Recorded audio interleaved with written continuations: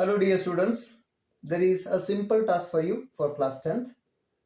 Just to guess whether electrolysis of water is an exothermic reaction or an endothermic reaction.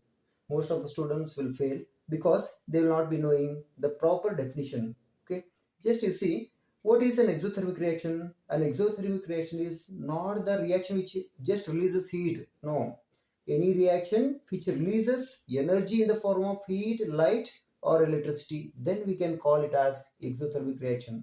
In the same way, endothermic reaction means what?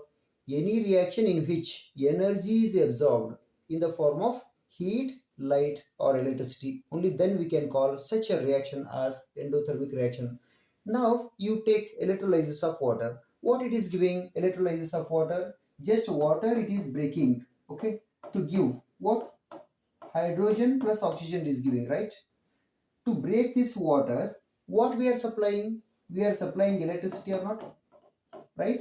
This electricity is a form of energy or not? So it is absorbing energy. Because of that, we can say that electrolysis of water is an endothermic reaction, because with the help of electricity absorbing that energy, it is giving us hydrogen and oxygen, right? So this is an endothermic reaction. Okay, most of them they will be finding difficult to guess. Now you have to guess whether photosynthesis is an exothermic reaction or endothermic reaction. How simple it is there, you see. Just you guess it.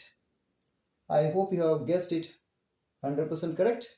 That is, photosynthesis means in this reaction, it is absorbing sunlight, solar energy, right?